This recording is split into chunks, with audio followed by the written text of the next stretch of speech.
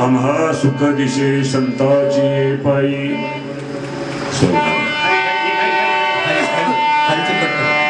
संत ते अक्षी समाधान दयेचे आगर कृपेचे सागर माईची अपार राहता की मताचा गल्पला तेथे हो मिटला स्वानंद मातला अंतर्बाह्य तयाची संगती आमासी फळाली भ्रांती ही निमाली क्षणा माझी दयेचे आगर कृपेचे सागर माईची अपार राहती लक्ष्मण म्हणे आमोचे ते धनी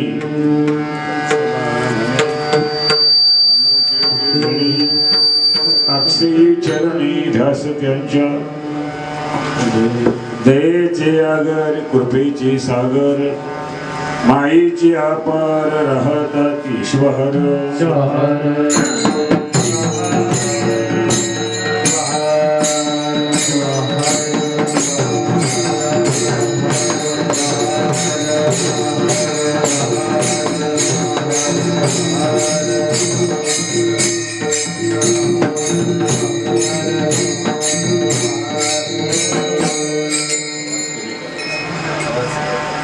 आम्हा सुख दिसे संताची पायी आम्हा सुख दिसे संताची पायी संत ते अक्षयी समाधान दयेचे आगर कृपेचे सागर माईचे अपार राहताती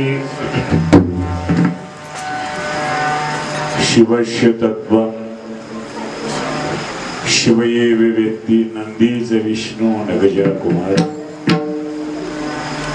यामाहो सर्व लोकानां प्रकृतिं शास्त्र पारगाः तां धर्मचारिणे शंभो प्रणमामि परम शिवा प्रणमामि परम शिवा प्रणमामि परम शिवा विश्वरूप भगवान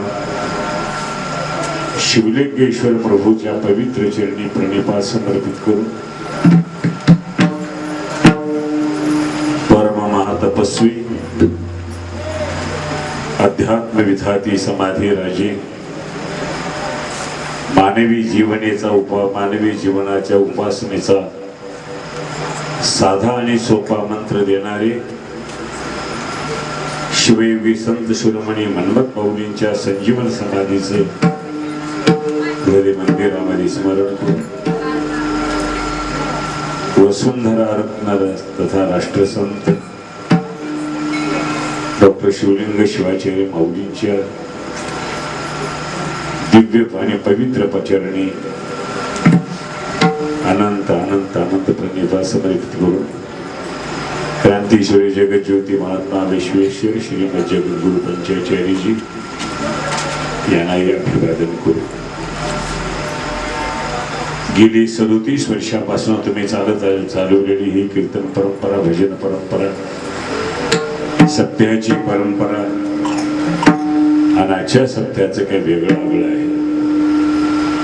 पाहतो ज्या जुन्या मंदिराचा जीर्णोद्धार, नवीन कलशाची निर्मिती आणि भगवान शिवलिंगेश्वराच्या मंदिरावर तुम्ही कलशारोहण केलात आणि त्या कलशारोहणाची मानकरी तुमच्या सर्व लेखमाती बाई लेकी गावातले सर्व आव्हान उद्धानी केलेल्या तुमच्या औदार्याचं प्रतीक असेल तर ते शिवलिंगेश्वर प्रभूच्या मंदिरावरचा कलश आहे.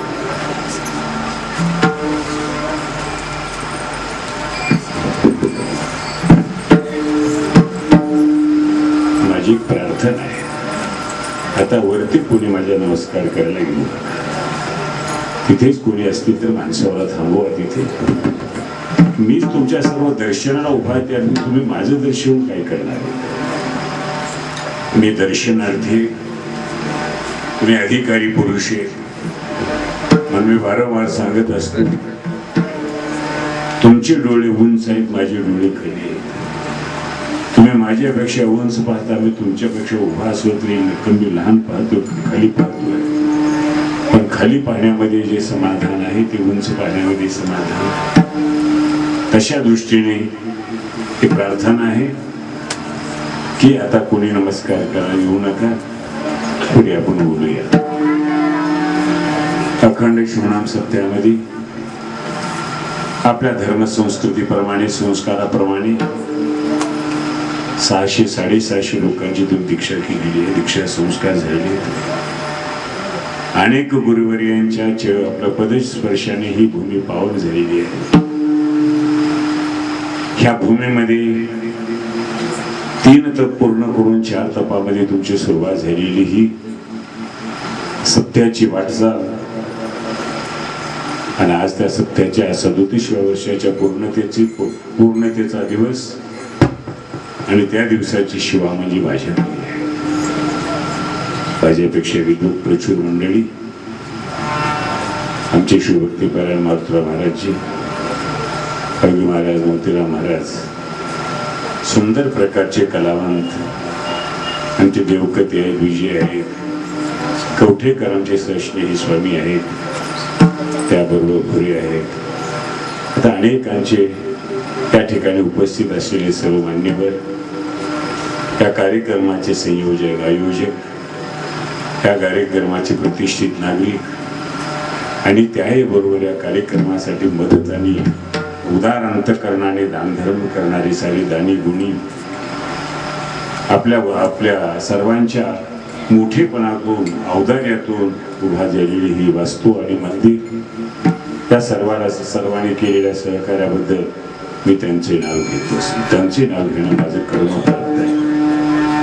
आता काही परिचित अपरिचित सर्वांचे नाव घेणं काही शक्य नाही. शिवीला सड 2च असतात, पिल्ले 5 असल्या कधी चुकतेच. शिवार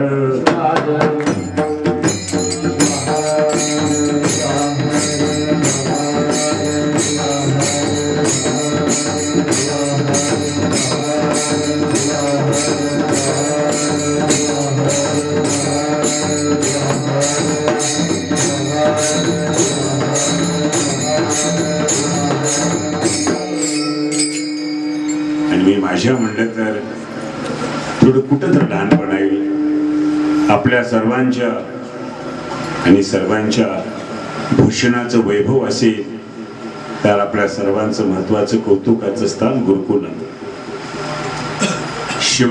वसुंधरा रत्न तथा राष्ट्रसंत डॉक्टर शिवलिंग शिवाचार्य यांचे शिवयोगी संत शिरोमणी मन्मथ माऊली शिवसंप्रदाय गुरुकुल या नावाने आपल्या संस्था कार्यरत आहे.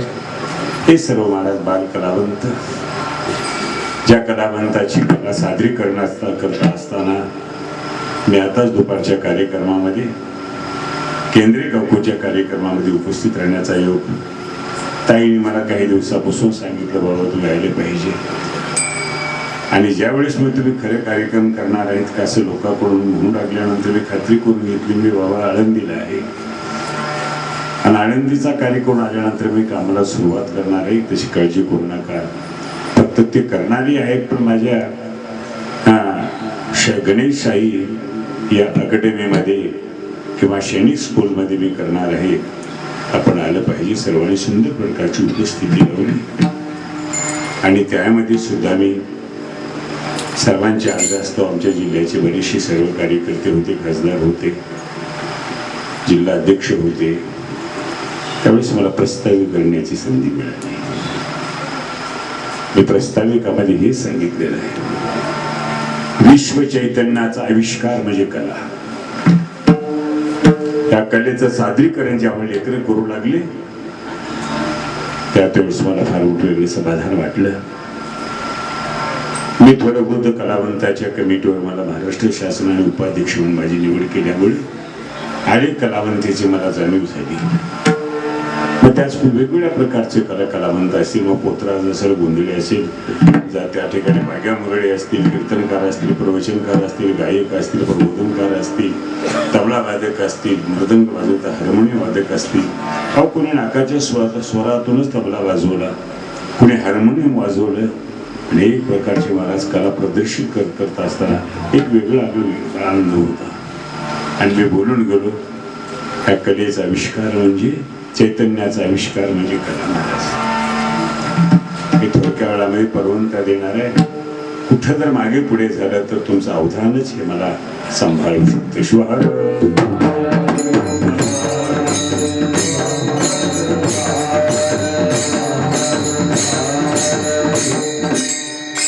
उत्तरी पूजा असल्यामुळे मागणीपर, संतपर अशा प्रकारची अभंगाची आपण चिंतनासाठी मांडणी केली पाहिजे. आज आपण उपांत्य दिवसामध्ये आहात म्हणून मी संतपर चिंतन केलेलं आहे. कारण अभंग कुणाचा परिचयाचा नाही, नसतील तर मग ते दुर्दैव म्हणलं तर वावगं होणार नाही. असो, संत या शब्दाची व्याख्या शास्त्रकारांनी केलेली आहे, ज्याचं अहोरात्र चिंतन आहे, मंथन आहे, मनन आहे. चिंतन का म्हणतो आणि मंथन का म्हणतोय याचा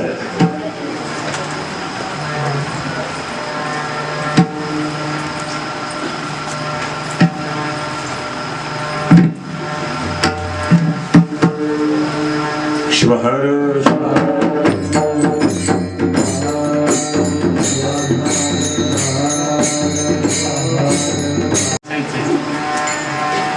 का म्हणू लागलो मी? चिंतन. चिंतन आणि मंथन याचा विचार करत असताना चिंतन हा चित्ताचा विकास, चिंतन हा चैतन्याच्या प्राप्तीचं साधन.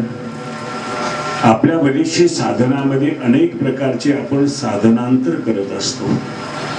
बरीच साधनं बदलतात, ह्याच्यात काय, त्याच्यात काय, त्याच्यात काय, ह्याच्यात काय, अशा साधनांतराने माणूस समाधान होऊ शकत नाही.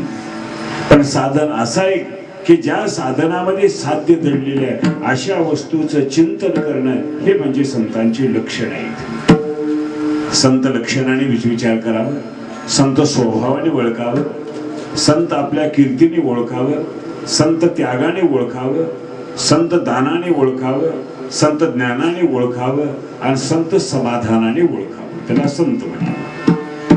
संत म्हणून घेणं सोपं नाही महाराज. आमच्या सरकारला संत म्हणून नाही, आम्ही संतांच अनुकरून संतांचा अभंग घेतो म्हणून तुम्ही एवढा माझा शिष्टाचार केलात आणि तो अभंग जर मी इथं घेऊन उभा राहिलो नसतो तर मला कोणी विचारलं नसतं. आजही संत शिरोमणी मन्मथ माऊली, शिवदास माऊली या संतांचा अभंगावर आपण बोलतो म्हणून आज आमचा सन्मान आहे. मी म्हणेन माझ्यासारखे बोलणारे येतील, जातील, गेलेले जातील आणि आम्ही निघालेले आहोत, पण गादी कायमची गुल खेळणार आहे, त्याला संत म्हणावं.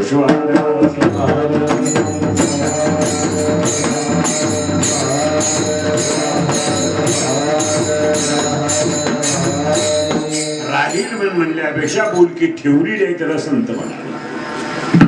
असे संत आहे जर या गादीमध्ये एवढे बोलकेपणा आहे तर संत समागमामध्ये किती बोलकेपणा असेल, त्याच्या किती शब्द चातुर्य असेल, त्यात किती शब्द कौशल्य असेल, किती शब्दाची प्रतिभा असेल, किती शब्दाचा प्रभाव असेल, किती शब्दामध्ये गुण असतील, शब्दामध्ये किती प्रकारचं मातृत्व असेल, शब्दामध्ये भगिनीत्व असेल, शब्दामध्ये राष्ट्रीयत्व असेल, शब्दामध्ये अज्ञता असेल, शब्दामध्ये रक्षण असेल, शब्दामध्ये संरक्षण असेल, शब्दामध्ये सांभाळ असेल, दुसरा शब्द बोलत नाही.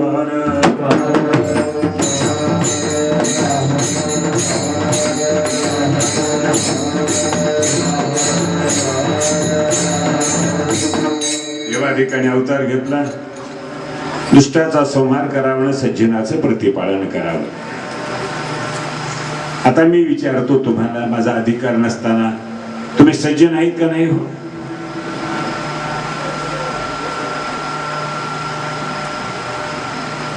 बोला. अजूनही तुम्हाला जर तुम्हाला शंका असेल तर बाकीचा विचार कुणी का करा. अहो, तुम्हाला तुमची शंका असेल, पण तुमची शंका जर लोकांना झाली तर काय होईल?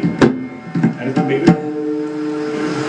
सज्जन आणि दुर्जनाच्या मधला जो भाग आहे ते तुम्ही आणि मी आहे. माझ्यापासून सुरुवात केलं तर मलाही सांगणं कठीण आहे, पण दुर्जन तरी आहेत का? नाही. मग आता सज्जनाचा सांभाळ करणारे, दुर्जनाचा संहार करणारे लोक, मग मधल्याचा सांभाळ करणारे कोण? ज्यांनी आपल्या गणाच्या कर्मी उपदेशाचं कार्य करत असताना गोत्रपुरुष भृंगीला पाठवलं, आणि त्यामुळे तो सज्जनाच्या आणि दुर्जनातला मधला तो मार्ग आहे, समाज आहे, त्या समाजाचा उद्धार करणारा आलेली त्याला संत म्हणावं.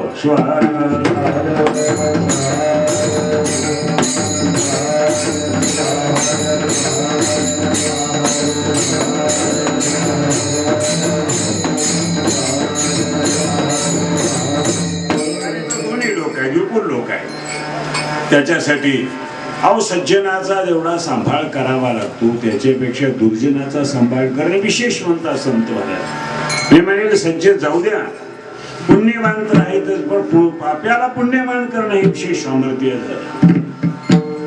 दुष्टाला सुष्ट करणे विशेष सामर्थ्य आहे, ज्याच्यामध्ये अज्ञानाला ज्ञानी करणे विशेष सामर्थ्य आहे. अहो, ज्याने अनेक संतांचे प्रमाण घेत असताना रिझल्ट वेडा रेड बोलतो म्हणजे काय अर्थ आहे? रेड्याचं दुसरं नाव काय मारत? हल्या. किती मारलं तर हलतच नाही, त्या हल्या म्हणावं झालं. आम्ही तेलंगणामध्ये जातो, एक बैलाने खाली असतो अवताला, कधी कधी कधी त्या हल्ल्या पाण्यातच बसतो, त्याला म्हणा आपला पंचकर्मा.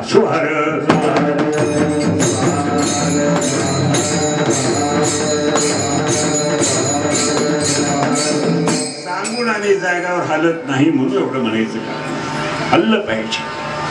हल्लं म्हणजे ज्योत तेवत असते, तशा प्रकारे आपले चैतन्य जेव्हा तेवत असतं, असं चैतन्याची स्थिरता नाही महाराज. म्हणून चैतन्य कधी अस्थिर आहे, स्थिर होऊ शकत नाही. आणि चैतन्य स्थिर झालं कारण चितेवर टाकावं लागतं.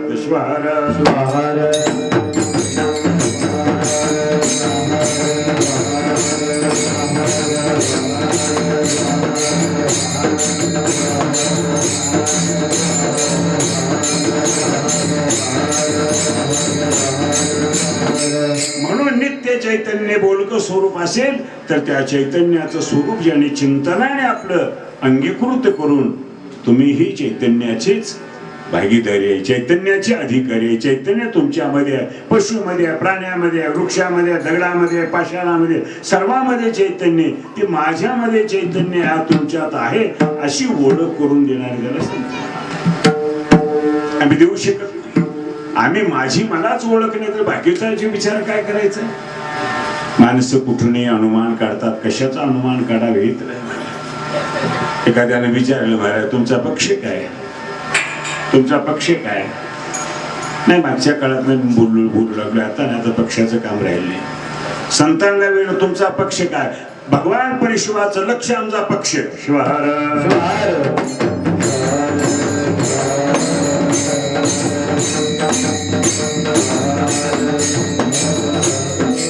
ज्याचं लक्ष परम सुखाकडे आहे त्याला म्हणावं लागेल संत, म्हणावं लागेल.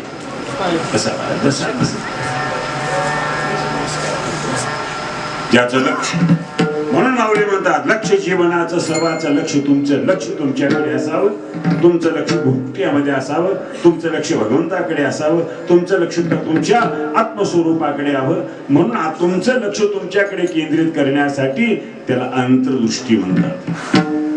आम्ही बाह्य दृष्टीने पाहतो, आमचे डोळे संत ही दृष्टी म्हणजे संत, संतांची दृष्टी आहे. अहो, आपण डोळे असून सुद्धा असतो, पण संत महाराज डोळे नसून सुद्धा दृष्टीने आंधळे, डोळ्याने आंधळे असतील पण ज्ञानाने सकस असतात. ज्ञानाने ते दृश्यमान त्याला होत असतं. ज्ञानाने ते पाहू शकतात. आम्ही डोळ्याने पाहू शकतो, आमचे चर्म आहेत आणि त्याचे चर्म दृष्टी त्याला संत म्हणाले. सुरदास कोण होते? सुरदास गर्भांध होते.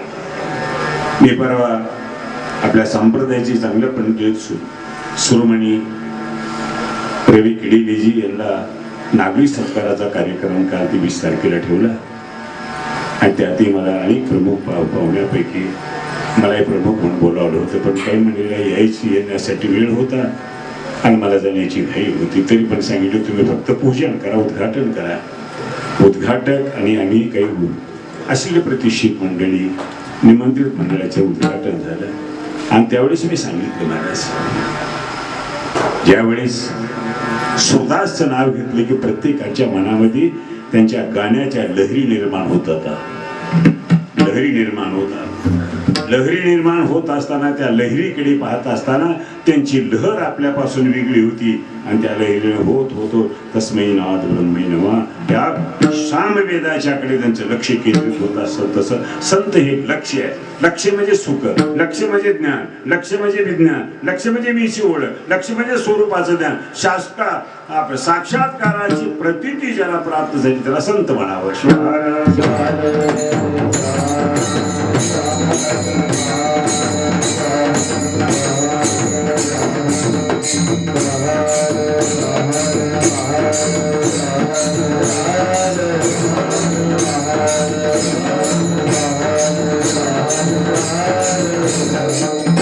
माणूस कोण? सुरदास गर्भान. पण गाणं एका ठिकाणी माऊली म्हणतात, बाबा गाण्यामध्ये गायनती असं आपण वर्णनती नसावी म्हणतात. शब्द कळा. गायनतीमध्ये तर श्याम रमनते शैवाग रमण, त्याच्यामध्ये रममान होणं, रमनती म्हणजे गायनती आहे महाराज. अशी गायनती ज्यांच्या जीवनामध्ये असेल तेच म्हणावं लागेल संत स्वरूपाला पोहोचले. सुरदास आंधळे होते आणि ज्यावेळेस पाहत असताना दररोज शंभूच्या दर्शनाला जायचं. शंभू का म्हणला? शम म्हणजे सुख आणि भू म्हणजे ठिकाण. जिथे सुख आहे तिथे ठिकाण आहे आणि जिथे ठिकाण आहे तिथे सुख आहे, सुख आहे तिथे ठिकाण आहे, त्याला शंभू म्हणतात. सांगितलं सुरदास जी महाराज. सन्मानार्थी शब्द, आदराचा शब्द, विचाराचा शब्द, आपुलकीचा शब्द, श्रेष्ठत्वाचा शब्द, मोठेपणाचा शब्द आहे, थोरवी गाण्याचा शब्द आहे. स्वर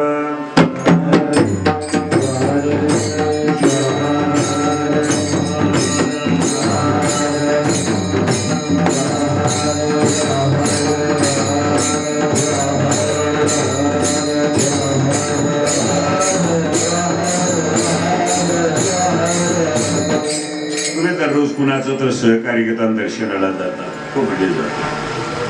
तुम्हाला देव दिसतो का? नाही दिसत, कारण मी गर्भांध आहे ना.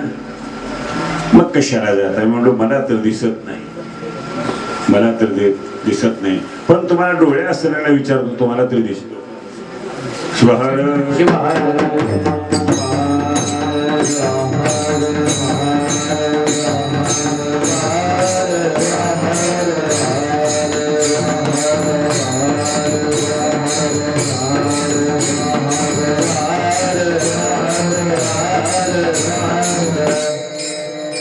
तुम्हालाही दिसत नाही आणि मला तर दिसत नाही. लक्ष ठेवा, मी देवाला पाहायला जात नाही महाराज. देवाने मला पाहिले की माझं काम झालं ना. देवाने मला पाहावं असं कधी आम्ही म्हणून दर्शनाला गेलोत का? अहो, आमच्या दर्शनात एवढी घाई असते, एवढी घाई असते.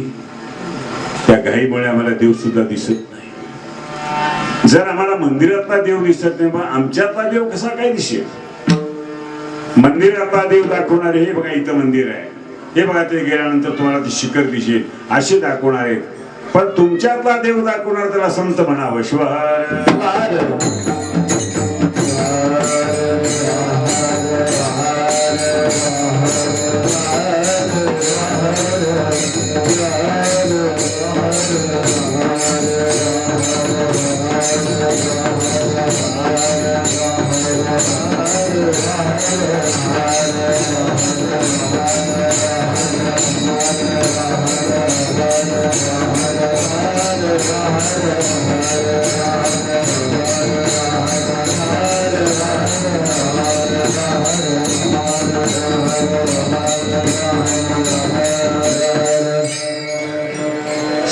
करता आमच्या डोळ्याने पाहून आम्हाला देव पाहत नाही. डोळे नसताना ज्याला पाहतात ते मात्र देव आपलं साधकाला पाहतो. ते अशी ते सुरदास आहे.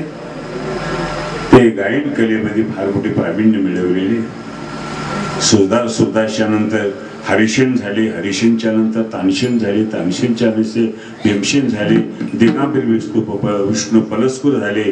त्याहीपेक्षा बाळ गंधर्व घराणा गणेशच्या बाबतीमध्ये अनेक प्रकारच्या गायिका तयार झाल्या. परंतु तेव्हापासून त्या कलेचं सादरीकरण करत असताना अनेक कलावंत एकापेक्षा एक गुणवान. काय त्यांचा निसर्गानेच आवाज दिलेला आहे. पण आवाज कुणाचा आहे? मला एकाने सांगितलं, महाराज बाबा तुम्हाला 51 वर्ष चालू आहेत म्हणले. पण ही गोष्ट 91 वर्ष गेले झाले तर मला हरकत नाही, पण माझा आवाज जाऊ नाही झाल्याशिवाय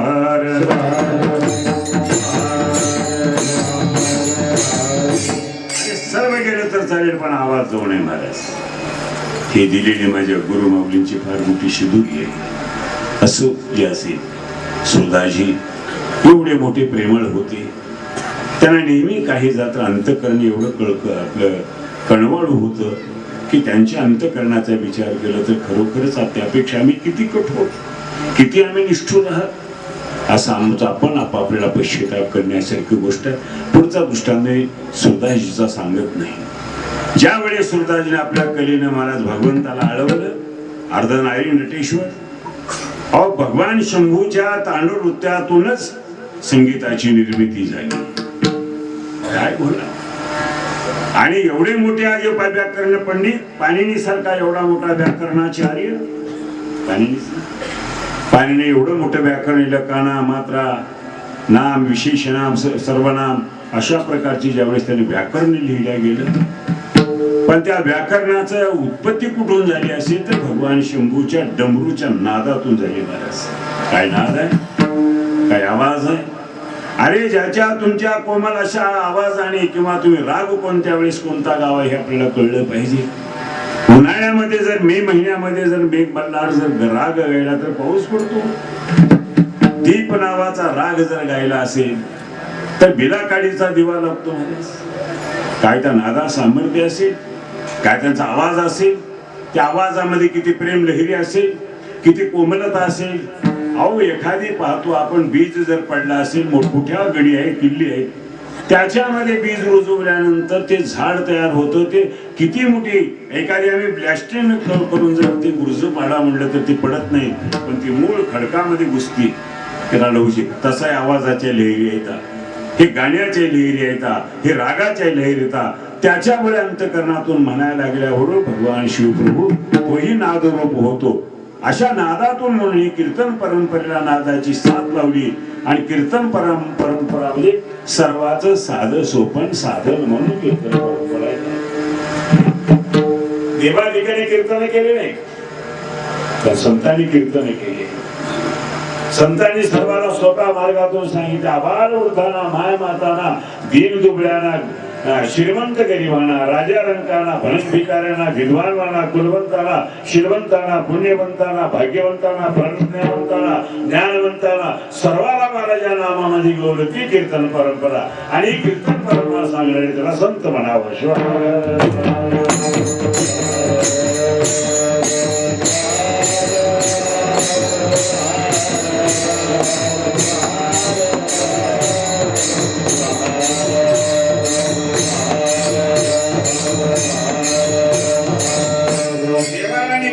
बोलत राहू तुम्हाला मला आग्रह बोलावं. संतांना केली लक्ष्मण महाराजांना मन्मथ बावडींच्या परंपरेची कीर्तन परंपरेची आवडी लागली. तुझे राम नाम रे, तुझे नाम रे, तुझे नाम रे,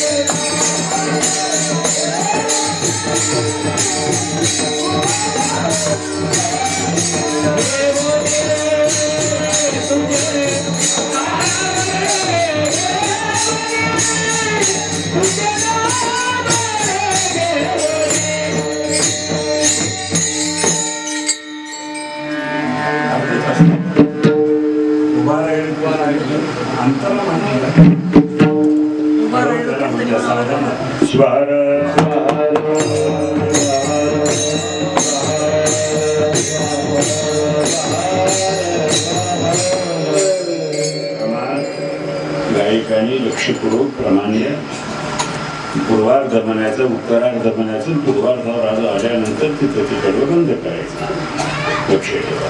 तुझे नाम रे घेऊन उभा राहिलो कीर्तनी, काही नाही पाठांतर केवळ अन्य किती लहानपणा घेतात, आपल्या अज्ञानाबद्दल बोलतात, आपल्या कुविचारावर सुविचाराबद्दल बोलतात. माझ्याकडून कसल्याच प्रकारचे काही घेणे ही अनुतापाची शब्द, पश्चातापाची शब्द आहेत. आणि म्हणून माऊली म्हणतात माझे काहीच नाही, एवढं मोठं अधिष्ठान असेल तर फक्त त्याचा आधार म्हणजे तुझं नाम आहे. आणि त्या नामाचा एवढा मोठा गाळू जगभर नामाची प्रसिद्धी होतं, त्याला कीर्तन म्हणावं. आणि कीर्तनाची परंपरा ज्यांनी सुरुवात केली त्याला संत म्हणावं.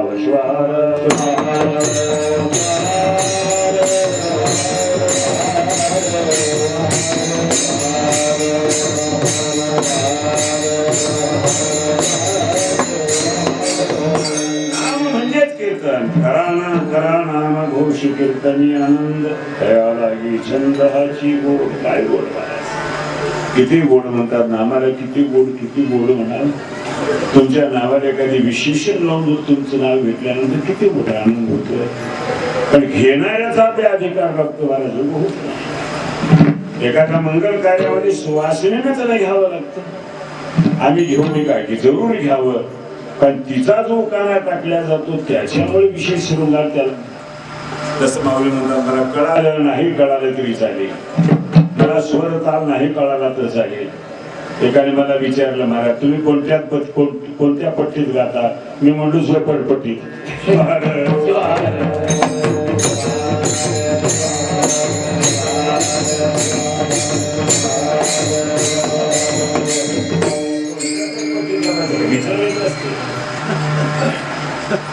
ते सारे स्वर आपले नाही, ते सारे स्वर प्राण्याचे, पक्ष्यांचे स्वर आहेत, चतुष्पाद जनावरांचे स्वर आहे. तुमचा एक स्वर नाही. ऋषभ स्वर ही जाय बैलाचा स्वर आहे, गांधारचा स्वर आहे, गाढवाचा स्वर आहे, पंचम कुकडीचा स्वर आहे, मध्यम मोराचा स्वर आहे. महाराज अनेक पक्षाचे तुमचा स्वर त्याच्यामध्ये नाही, पण तुमच्या स्वराला बरोबर त्याने खिचून घेऊन त्याच्या ताळ्यावर आणतो, म्हणून त्याला हार्मोनियम म्हणतात.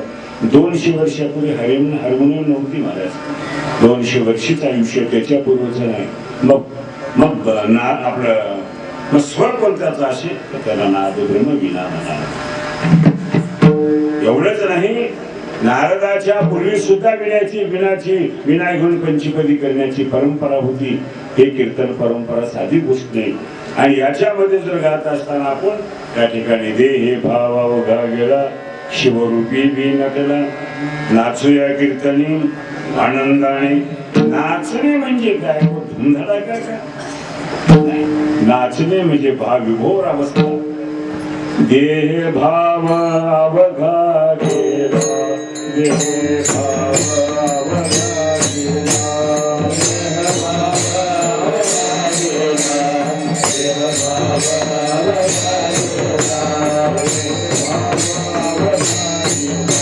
देह भाव अवघा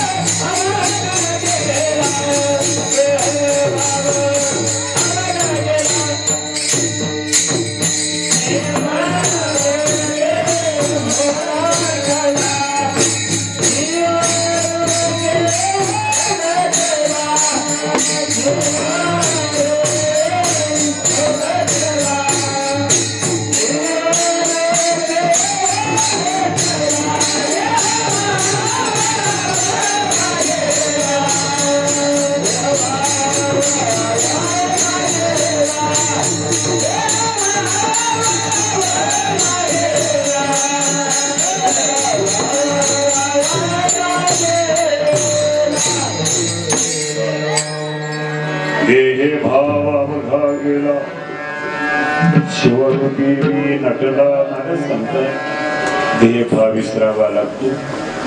एकीकडे म्हणतात माझे प्रभू लोक लाजे वरी सोडेले पाणी. लोक लाज म्हणजे भजीत नाही. मला संसारामध्ये लाज ठेवावी परमार्था सोडावी लागते म्हणतात. आम्ही तर काळे बाजूला लाजतो. नवीन संत एक ध्येय आहे, संत एक धारण आहे. दावच तिकडे निघालो आपण. मी आणखी त्यांची प्रस्ताविकच बोलणार आहे आणि मग आम्हाला आणि सुखाकडे मी पुढे जाणार आहे. अगोदर संतांची लक्षणं सांगावं, संतांचे स्वरूप सांगावं, संतांचा स्वभाव सांगावं, संतांचं कार्य सांगावं, संतांनी केलेल्या बद्दलचं आपण आपल्यामध्ये असलेले अज्ञान टाकून ज्ञानाच्या दृष्टीने संताकडे पाहावं. संताकडे पाहणं ही सुद्धा एक पुण्य आहे. संतांची संगती महापुण्य आहे. संत आपल्या घरी येणं हे पुण्य आहे. संतांनी आपल्या घरी बोलावणं त्याला महापुण्य म्हणावं. संतांची संगती मिळून त्याला सौभाग्य म्हणावं आणि संतांच्या चरणी लीन होणं त्याला परमभाग्य म्हणावं. आपण उभेच आपलं संतांच्या चरणी लीन होत असताना तुमच्यामध्ये जे असलेलं जे अज्ञानाचं ठिकाण असेल ते ब्रह्मरंध्र भुरकुटी संतांच्या अंगठ्यावर टेकवणे ह्याला खरं संतांच्या चरणावर लीन होणे म्हणावं. आज आपली काय पायाला हात लावलं न लावलं, हात जोडला की मी म्हणतोय नाही माझ्यासाठी नाही. हे कीर्तन परंपरेचे एक प्रकारची विधी आहे. मी म्हणेल नवविधा भक्ती नाही, मला नवविधी भक्ती आहे. सर्वातली मोठी भक्ती कोणती असेल? आता म्हणले श्रवण कीर्तन शंभो स्मरण अर्चन मंजन सख्य आत्मनिवेदन दास्यम सख्य आत्मनिवेदन आहे. सर्वातली भक्ती कोणती असेल तर सर्वात समाधान भक्ती म्हणजे संत झाले. त्याला समाधानी भक्ती म्हणायचं. एवढी भक्ती करून एवढी परी ओलांडून आपण पलीकडे जातो आणि त्या पलीकडे जाऊन त्या स्थितीत त्या अवस्थेत राहू त्याला समाधान. जिथे समाधान आहे तिथे संत म्हणून मला म्हणतात. जिथे समाधान आहे जिथे संत आहे तिथे सुख आहे तिथे ज्ञान आहे तिथे आनंद आहे तिथे प्रमानंद. म्हणून त्या सुखाचं स्थान म्हणण्यात लक्ष्मण महाराजाला सांगायचं की सुख जगाच्या पाठीवर मागणारी सर्वच आहे. कधी कधी आम्ही सुखा सुद्धा दुःखाचं आठवण करतो. आज मी सुखी आहे पण ज्यावेळेस मागची आठवण करतो आमच्या बाबाला खायला मिळत नव्हतं, अंगाला कपडे मिळत नव्हते. एवढं नाही उपासमार एवढी होती. आज जेवढं तर 2 दिवसाला मिळेल का अशी शंका. आणि सुखात सुद्धा दुःखाची आठवण करणं म्हणजे दुःखाच की शिवहार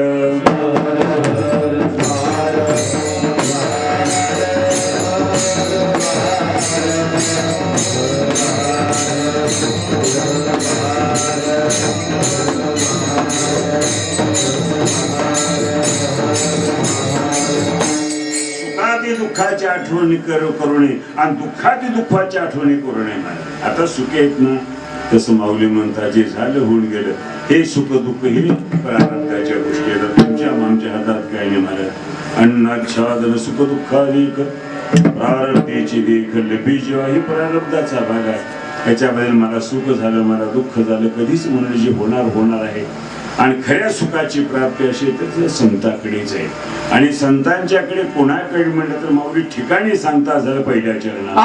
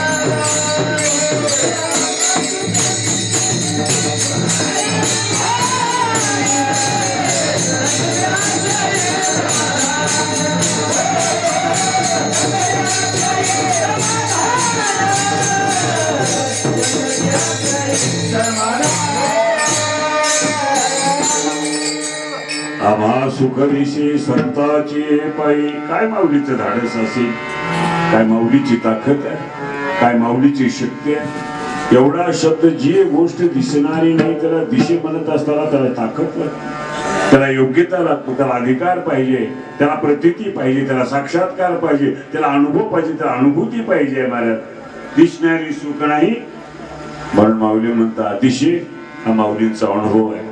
दिशे म्हणजे कळणेपणा, दिशे म्हणजे जाणणे, दिसणे म्हणजे ओळख, दिसणे म्हणजे मला मिळालेला आनंद.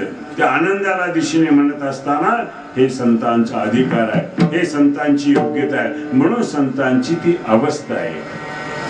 त्याला ज्ञानातून भक्ती म्हणतात. महाराज अशा प्रकारच्या भक्तीमध्ये रममान असलेली संत म्हणतात सुख दिशी आपले पाये चालण्यासाठी अनेक आपल्या पायाचे दोष आहेत, पण ज्याच्या पायाचं तीर्थ घेतला त्याला संतांचे पाय म्हणावं झालं शिवार.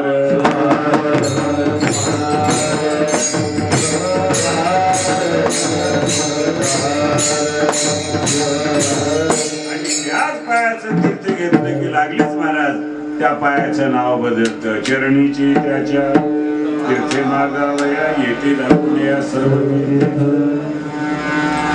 मोठे तीर्थ त्याच्या चरणाचं तीर्थ. पाया चरणात का फरक आहे? विशुद्ध आचरण महाराज, आचार विचाराची परिपूर्णता, विवेक वैराग्याची परिपूर्णा, त्यागाची परिपूर्णता, निष्फळ परिपूर्णता, निष्कल महाराज निर्विकल्प अवस्था ज्याची असेल त्याला चरण म्हणावं. आचरणाने पवित्र त्याला चरण.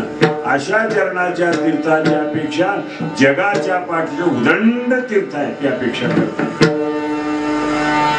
म्हणून जगाच्या पटीत किती तीर्थ महाराज